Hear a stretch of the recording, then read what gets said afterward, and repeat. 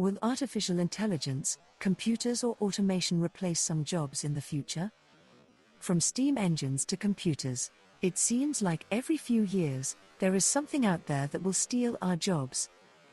So far these advancements have started new industries and mostly created as many jobs as they have replaced. It's quite plausible that one day all jobs will be done by robots and computers.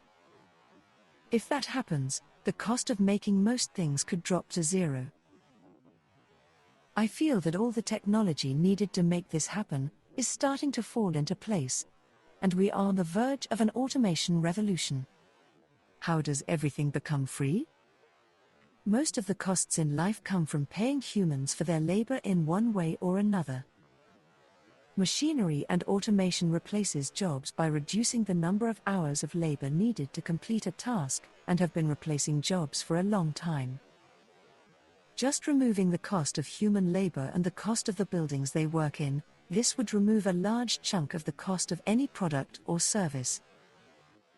Think of a product and how much of its cost is paying someone to mine or gather all the raw materials needed.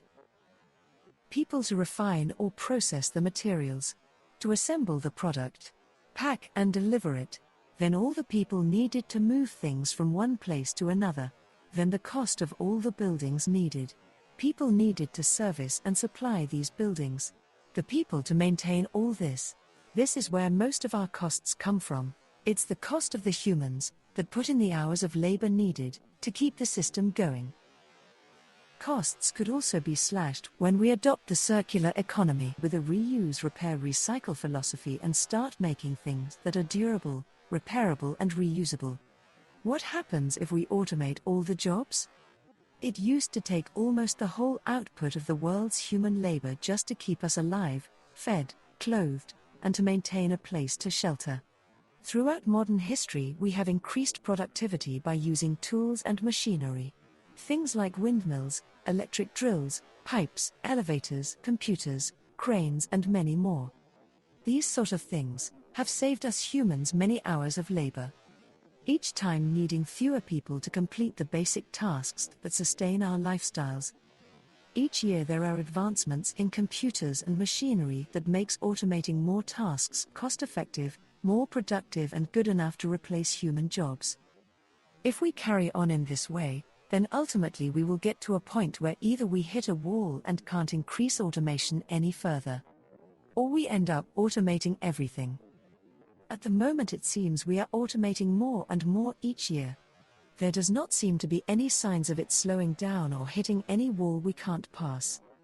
If anything, it seems we are finding complex automation increasingly easy as technology advances. If you could make a physical product, where the first time a human is needed will be when the customer first uses it at home, then that physical product could be made for almost no cost. We could move from a price-dominated economy to a resource-based economy, where it's more about making sure we manage the resources at our disposal than making a profit. What do we need to achieve zero-cost automation? There are a few things that help to make automating everything cheap enough, fast enough and productive enough to replace a human. First is renewable and abundant energy. In this day and age that means electricity. We already have ways to make clean, cheap electricity with wind and solar. So it's not a big leap to get to a point where most things can be powered by cheap, abundant renewable energy, and whichever storage solution wins out. Motors play a big part in automation. From driving conveyor belts to turning a drill bit. As soon as they are fast enough, durable enough and cheap enough, then they have replaced physical labor. Over the last few decades motors have improved vastly, in things like speed, torque and efficiency. There seem fewer tasks they can't do each year. Next up is sensors. Automation is limited if it can't monitor the surroundings. From lasers that count units produced in a production line, to cameras that provide a visual image of an object or machine. These really help you automate in an imperfect world, pick up potential problems and keep track of complex systems. As with motors, these have improved a lot in the last few decades, especially in things like object recognition and environmental monitoring. Almost goes without saying that computers are quite handy too. and doubt I need to state how much they have improved over the last few decades. From processing the sensors' data to controlling the motors. It's the computers that makes automated systems all tick along nicely and deal with any problems. They also run the artificial intelligence systems that will control complex systems like self-driving cars. So to get to full automation, we mostly just need something that is at least as good as a human, and ideally something much better. Things like optical circuits that can detect objects as well as a human, or robotic arms that can pick up and manipulate objects as well as your average worker. Once we have got the speed, accuracy and dexterity right, then an automated system will get cheaper and become more and more common. As soon as a task can be done by automation for less than a low-paid worker costs, then that job will become redundant and automated. How far along the fully automated path are we now? I think most people would be surprised by how much automation they encounter every day. Most of it seems so mundane that we take it for granted.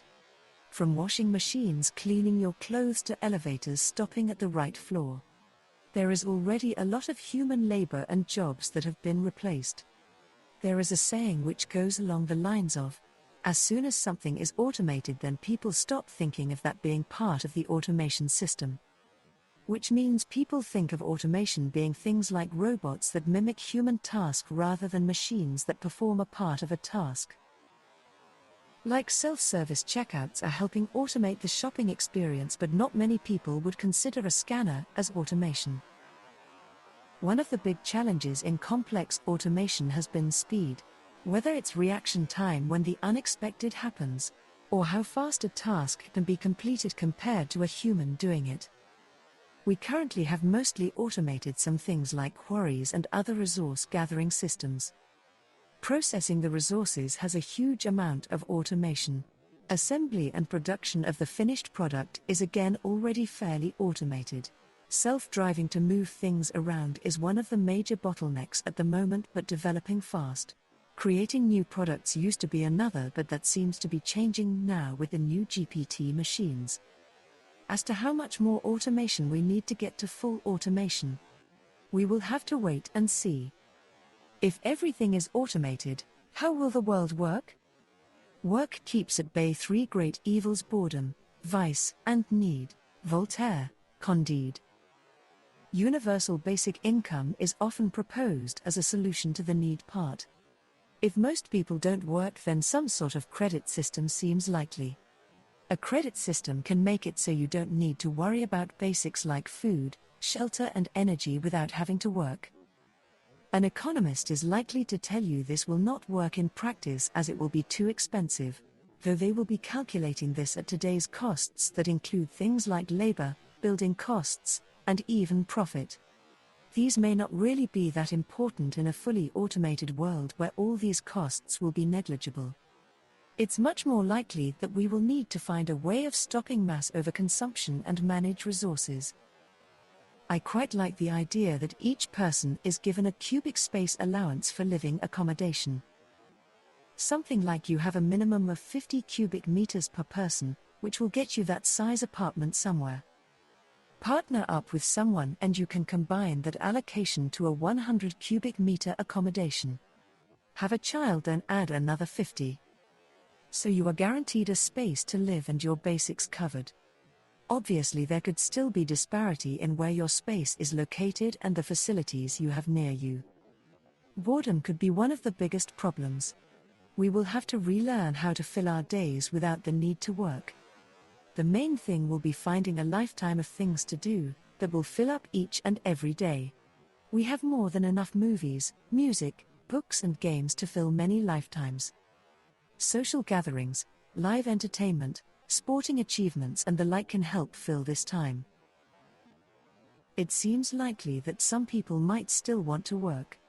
Whether it's for artistic release, to kill time, or because they like interacting with people. There is most likely to be some sort of extra credit system where you can give credits to others in exchange for work. So you could still follow a career if you wanted to. Most likely without the stress and pressure our current society inflicts on so many. Or maybe we develop a different sort of wealth. Some cultures have something like a purpose in life that you are encouraged to discover. We may need something like this to make life not feel pointless. Education will also need to change to adapt and teach whatever life skills we need to cope with a world without work.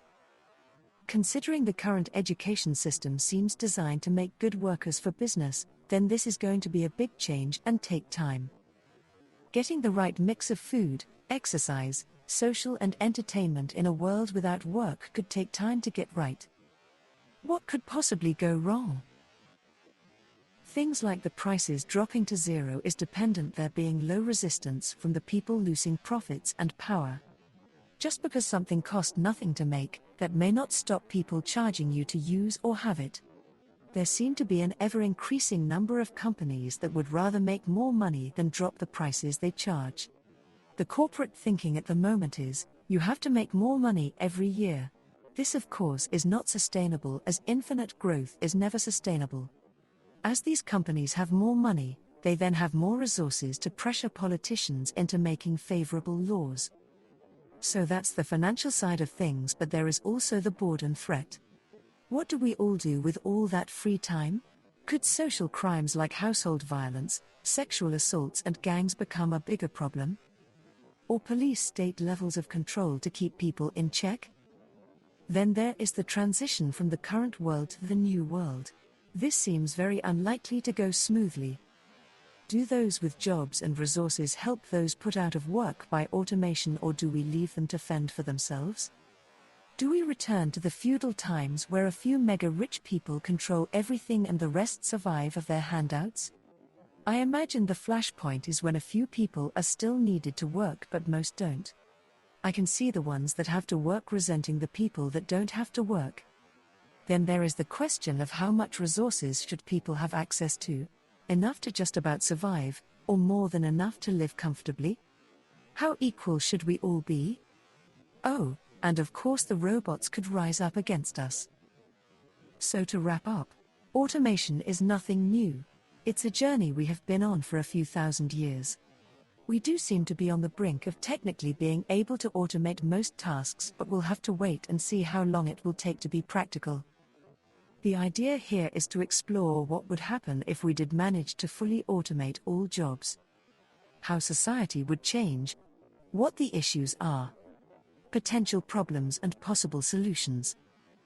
So why listen to me? Well, I have no agenda. I am willing to change my mind and try not to be biased. While being fairly well informed, I'm only a keen outside observer.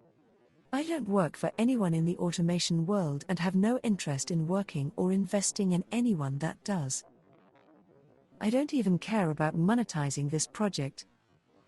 The reason I'm doing this is because I have been intrigued with the subject of automation for a while. I love the idea of us humans never having to work again sometime in the future and want to start a debate on the subject. So I encourage you all to share your views on the topics I discuss, and am happy to revisit subjects if and when there is questions that need answering. Future episodes will not be weekly, maybe not even monthly. They will drop as and when I feel they are right. Finally, I'd like to add that everything on this channel is free to use as you like. That means you can take the text of any episode which I'll publish on the website. You are free to read it to camera in your own voice and put your version up online, or translate it into another language. Can use as many extracts as you like. Mix it up and mash it up as much as you like. Even make money off it if you want. Just as long as you don't try to stop anyone else doing the same to my original content. If you do your own version, then it would be lovely if you let me know and give a link back to the original, though you are under no obligation to do so. Visit the website for more info and give it a follow if you wish to hear more of my thoughts on the subject. Thank you for listening to the end.